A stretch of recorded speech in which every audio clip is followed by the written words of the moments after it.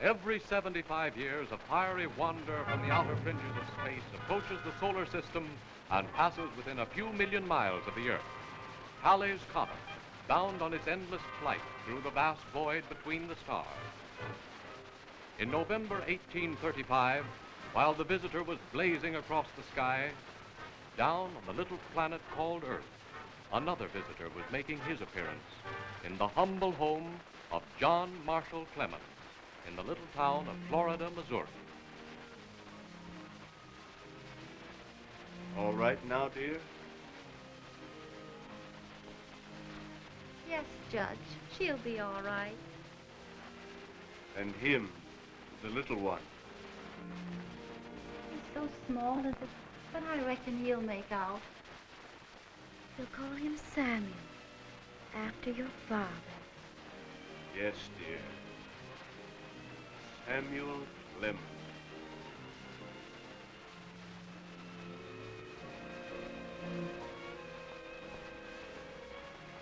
This may be an omen. Tonight, Halley's Comet starts back on its journey into the unknown. Perhaps our son's name is destined to blaze across the world like that fiery star.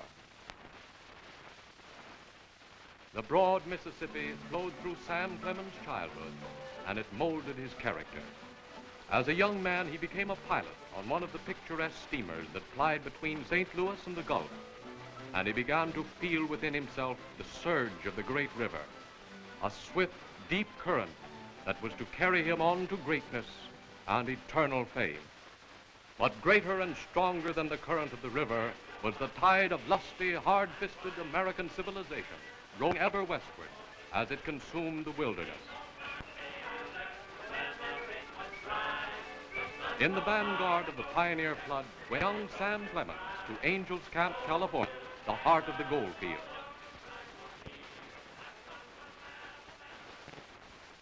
But Sam was more interested in digging up stories than in digging up nuggets. Coleman had a frog, which he claimed was the jumpingest frog in Calaveras County. We got to bragging one day, and a stranger bet $50 that his frog could out-jump Coleman's frog. So they set the contest for the next day. But that night, the stranger sneaks over to Coleman's house, and he steals his frog, and he fills him up with buckshot that he couldn't jump no way at all. So the next morning when the contest coming off, Coleman's frog kind of shut by, just a kind of sleeping like that. Instead, the stranger's frog, he buckles up and gets out like a kangaroo and leaves Coleman's frogs a sitting there. And the stranger win the 50. That's a good yarn. Somebody ought to write it up. Sam, you'd ought to do it. Be better than them newspaper pieces of yourn. Boy, I believe I will. It's about time I branched out. What would you call it, Sam? I don't know. I think I'd call it the Jumping Frog of Calaveras County. Might make the name of Sam Clemens famous. I'm not going to use the name of Clemens, boys.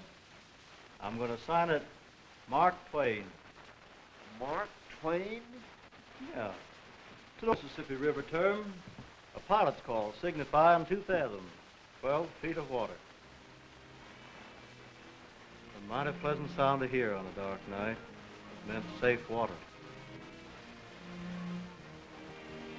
So, under the name of Mark Twain, Clemens wrote the story of the Jumping Frog. And strange as it's, the homely tale of old Ben Coon started the name of Twain on the road to literary fame. The Jumping Frog caught the public fancy, and more stories followed. The years rolled by, and the prophecy of the comet that had lighted his way into the world was fulfilled. The name and fame of Mark Twain spread to the ends of the earth.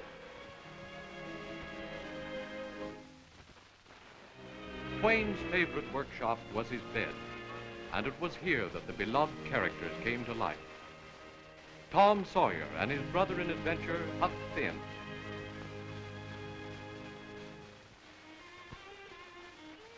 The little prince who traded places with the Pauper lad.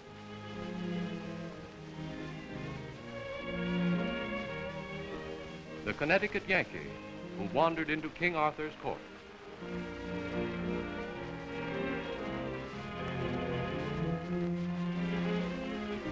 Eternal fame was his, but Mark Twain never forgot the herald of the skies, his Comet. In 1907, at the Savage Club in London, he expressed a strange desire. And so, gentlemen, there are two freaks in nature which nobody has ever been able satisfactorily to account for. One is Halley's Comet, and the other is Mark Twain.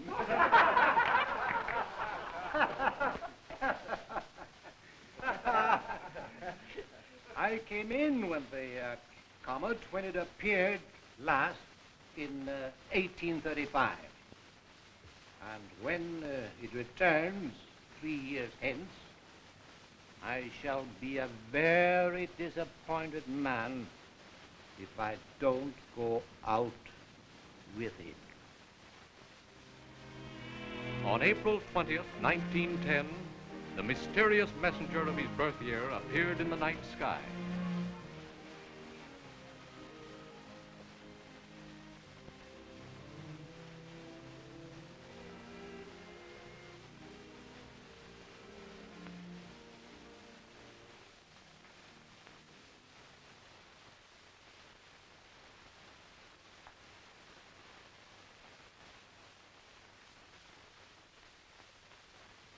Be brave, my dear.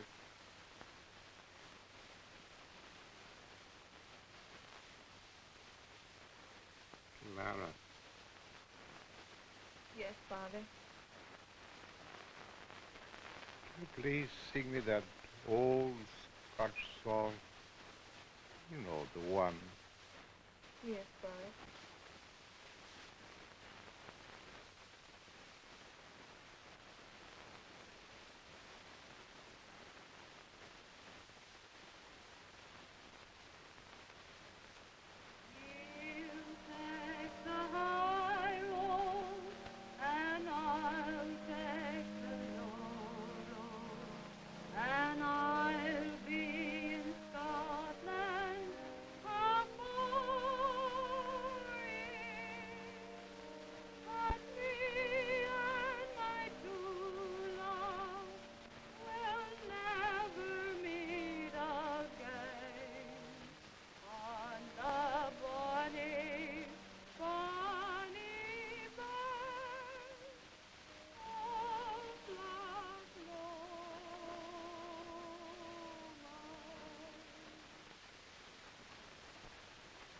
And so, as Halley's Comet reached its zenith and started back on its journey into the unknown, the spirit of Mark Twain went on to a greater life and a greater adventure. As he had entered the world with the comet, so he went out with it. Strange, incredible, but true.